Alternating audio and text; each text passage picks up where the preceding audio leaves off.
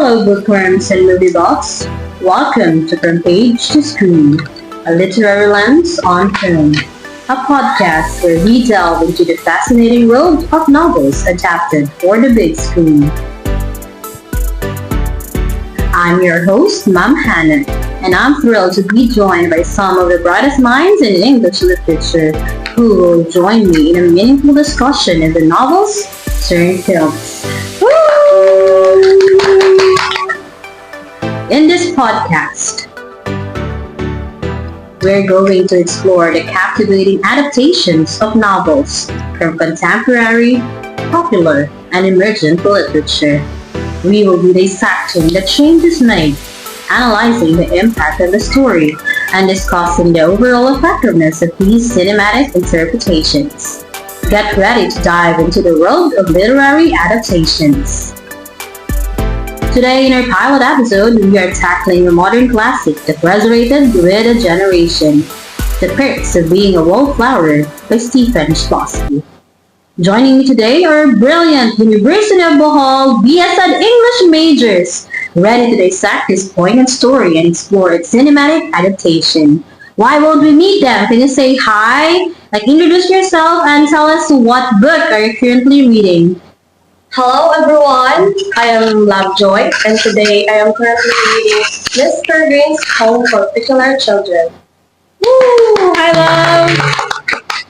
Hello everyone, I am Emergent and I'm currently reading 3 Weeks with My Brother by Sparks and Mika Sparks. Oh, hi Mage!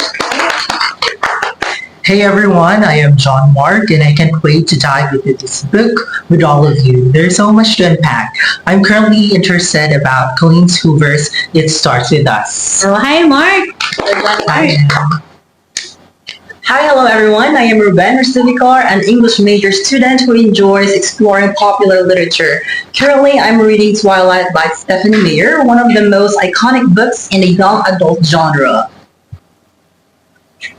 Now you have met them and they will be joining us as we will be learning from them about the book turned film, The Perks of Being a Wallflower. Let's dive right in. I have some questions for you. As I've heard, you have been reading and watching The Perks of Being a Wallflower. Now, if you're interested or if you have an answer to my question, then you're free to share your thoughts about it. Okay, are we ready? Yes. Ready, guys? Okay, that's great. Now, my first question is that I'm just curious, what drew you or what made you read or watch The Perks of Being a Wallflower, and why do you think that this such a treasure of a literature is a powerful choice for developing, of course, critical thinking skills? Me Oh, now. Mackie, wow. Hi everyone, it's me once again. I am John. You know what? I was drawn to The Perks of Being a Wallflower because of its raw and honest portrayal of adolescence, mental health, and the complexities of growing up. The protagonist Charlie navigates the tumultuous waters of high school while grappling with his own emotional struggle. You know what? This book serves as a powerful choice for developing critical thinking skills because it encourages readers to analyze not only Charlie's experiences, but also their own. By engaging with the text on a deeper level, I find myself questioning suicidal expectations and norms surrounding mental health, friendship, and identity. The nuanced character of their interaction prompts me to think critically about how personal experiences shape our understanding of the world.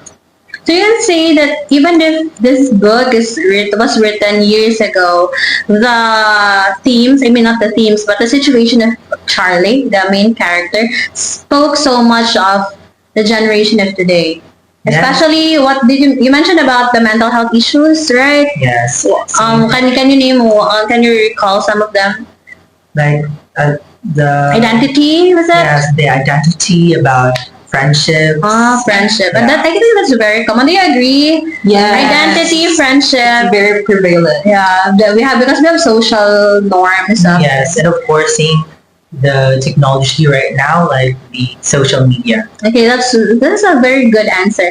I wanted to ask this question as well. Since you mentioned about Charlie earlier, How can analyzing the character arc of Charlie help readers, perhaps those who have not read the story, develop empathy and critical thinking about mental health and identity, given that is one of the biggest concerns of our society? Me, ma'am. Yes, May Jane, I what would do you like think to about answer that? the question. Analyzing Charlie's character arc allows me to witness his transformation from an introverted outsider to someone who begins to understand himself better through relationships and experiences. As I follow his journey, I develop empathy for those struggling with similar issues such as depression and trauma. This exploration highlights the importance of mental health awareness and encourages me to think critically about how society often stigmatizes these struggles. By reflecting on Charlie's challenges and triumphs, I gain insights into the complexities of identity formation during adolescence. It prompts me to consider how my own experiences shape my understanding of others' mental health journeys. Yeah, those are very good answers. I can like get key terms of that. You mentioned about empathy, of course that's in my question. And you really have felt empathetic or empathic towards Charlie's character. Yes, ma'am. And you think that those readers who will yet to meet Charlie will also feel the same? Yeah, when I read it, I also felt the same. So do you also think Yes, so? we agree. Yeah. Yes, we agree. I think that is a universal thing about literature. Anyone can feel almost the same as the other. Now, I'm also a bit interested with what are the themes of the book. Of course, some readers would love to know what are the themes, or aside from the genre, of course, and how again what are the themes of the book, and how can these themes be explored to encourage those readers, especially the newbies, to question social norms and reflect on personal experiences, because we always look for ways to have a personal connection to what we read. So, hi, hello everyone. This is Ruben. Oh, yes, Ruben. Yeah, I'd like to share my thoughts about this part. The key themes in the perks of being a wallflower include friendship, love, trauma, and self-discovery. Each theme invites me to explore societal expectations around relationships and personal growth. For instance, the theme of friendship challenges conventional notions by showcasing both supportive bonds and toxic dynamics that can exist among peers. Reflecting on these themes encourages me to question social norms regarding what constitutes healthy relationships, while also prompting introspection about my own friendships. And additionally, the exploration of trauma pushes me to confront uncomfortable truths about how past experiences shape present behavior, fostering a deeper understanding of myself and the others.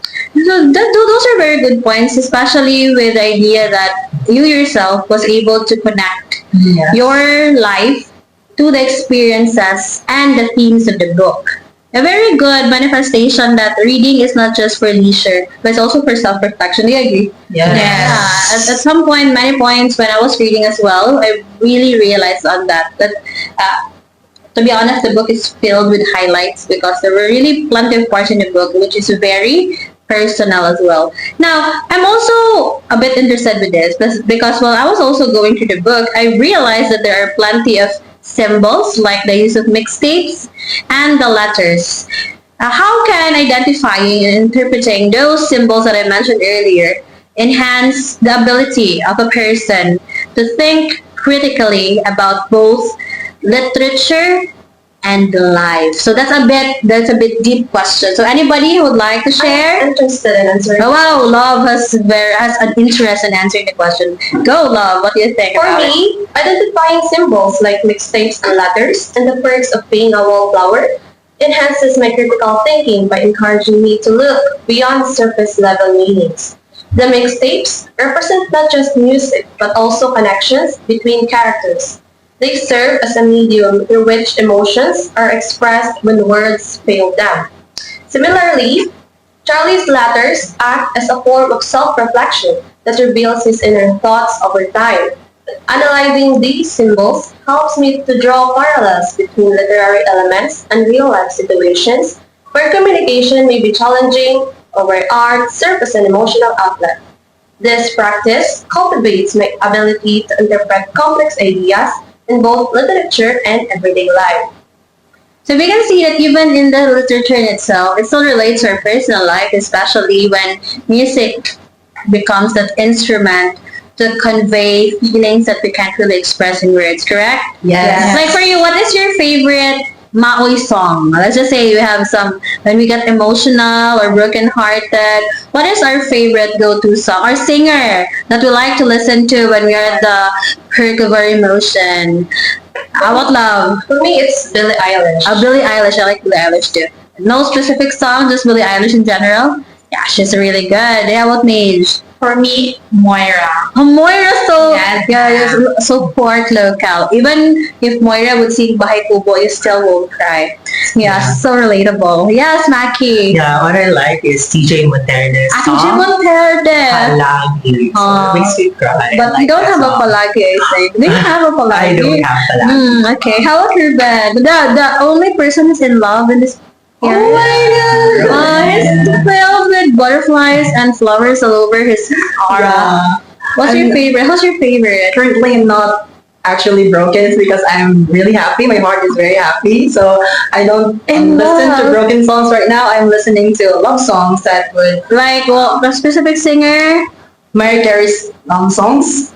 Yeah, she's sang some of most notable and popular love songs that yeah I love listening to every day. Yeah, that's great. Alright. I wonder. I realize what's wrong with me because I love listening to instrumentals. Okay, thank you very much for your answers and for sharing us your favorite, your go-to songs. Okay, now, the Purse of Being a Wallflower is written in an epistolary format. Okay, it's like a format that is unheard of or just like not a really famous format in writing. Through Charlie's letters, of course, that's why it's called epistolary format. How does this unique narrative style challenge readers to think more critically about the reliability of narrators and personal bias, of course? This is like a matter of, this stuff. Me. Let me Yes, answer that. Oh, So, you want to hi, defend. hi, You want to everyone. defend Stephen Yeah. and his. Okay, now let's hear. Hi what do you everyone, think? it's me, John again. So the epistolary format in the perks of being a wallflower, compels me to consider the reliability of Charlie as a narrator since his perspective is inherently subjective.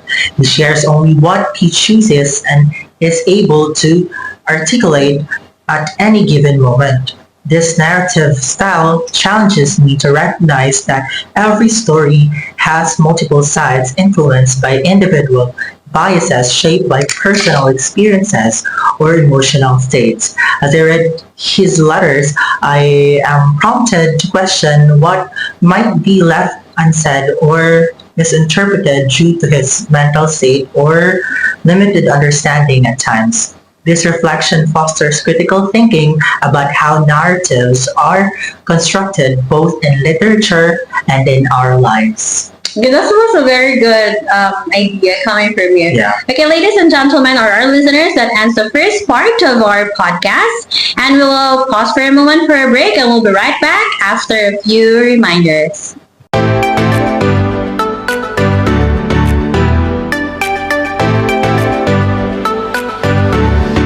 And we're back to our podcast entitled From Page to Screen, A Literary Lens on Film. As a review, we are talking about and discussing about The Perks of Being a Wallflower by Stephen Schwarzman. Can I give a recap on who are the people who are here with us? Can we hear them once again? We have... Hello, it's me again. I'm Lovejoy. Hello, it's me again. I'm May Jane. Hi everyone, it's me, John Mark.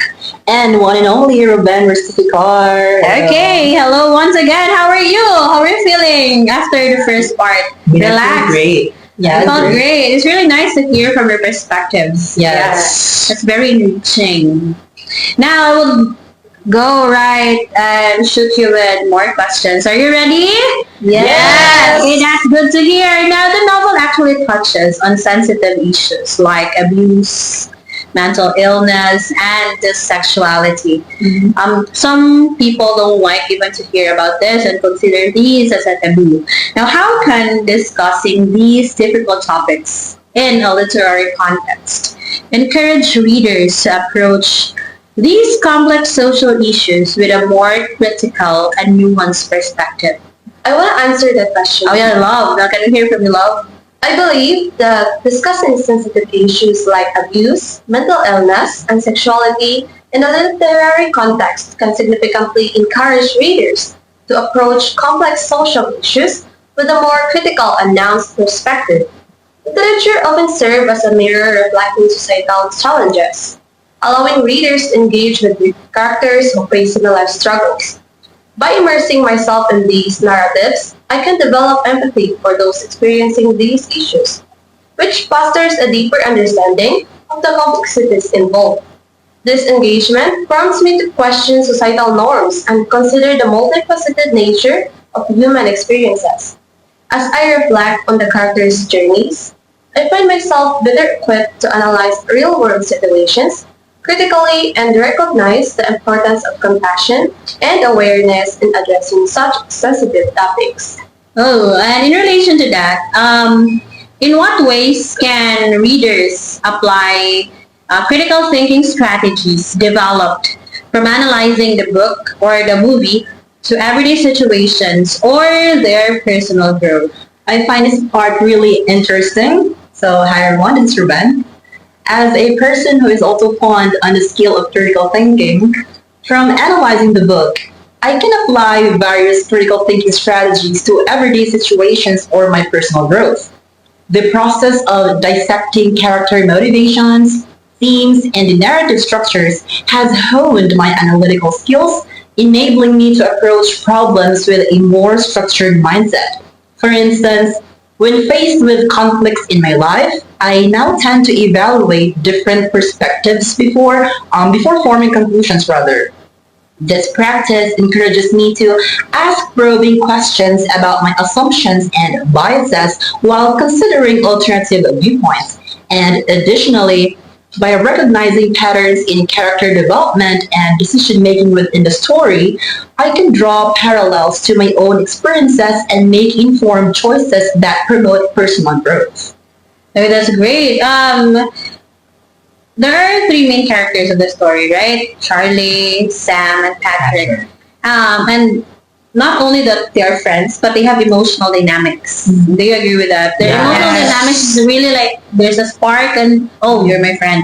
How does the analyzing of the emotional dynamic between Charlie, Sam, and Patrick and the relationship foster deeper emotional intelligence and critical reflection?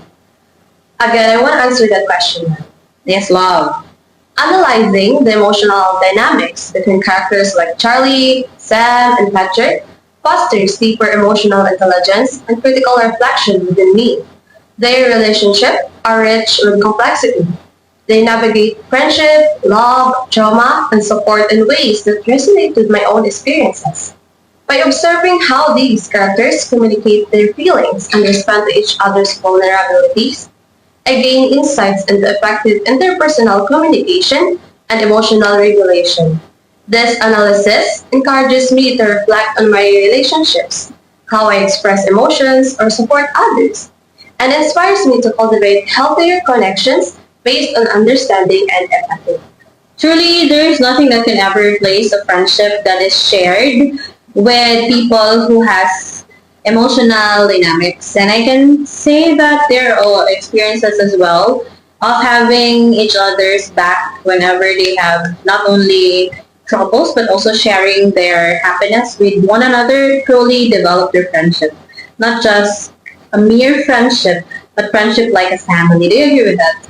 Yeah. Yes. If only Charlie has a choice or Sam and Patrick can adopt Charlie, most likely they will.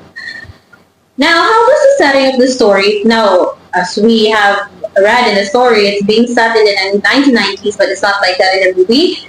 How does this setting of being set in the 1990s provide opportunities for critical thinking about the changes in the society, most especially in terms of how different generations view mental health and identity? Given that the book was set in the 1990s, but the movie wasn't, I believe so. Yeah, I kind of feel interested to answer that question. Yes, Mark, John Mark. We all know that the element, setting, in the story in every literature gives a different flavor when it comes to literature. So the setting of the story in the 1990s provides an ample opportunities for critical thinking about suicidal changes regarding mental health and identity across generations.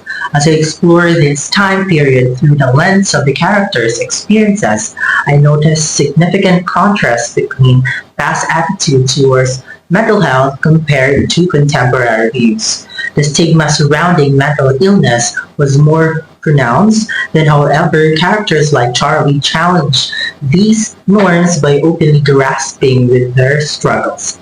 This historical context prompts me to think critically about how suicidal perception evolves over time and how current discussions around mental health continue to shape our understanding of identity today.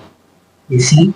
Okay, so there's like a part in the book that says, so I guess we are who we are for a lot of reasons, and maybe we'll never know most of them. But even if we don't have the power to choose where we come from, we can still choose where we go from there. We can still do things, and we can try to feel okay about that. And that has so much power, especially when we talk about mental health and identity. And I think that that's the difference between how those settings has to play around with these. Now, I have this, I know that you wanted to, ma'am, please stop asking questions, but this is my last question. And I hope somebody still has the capacity, if that's an okay term, or can answer this question.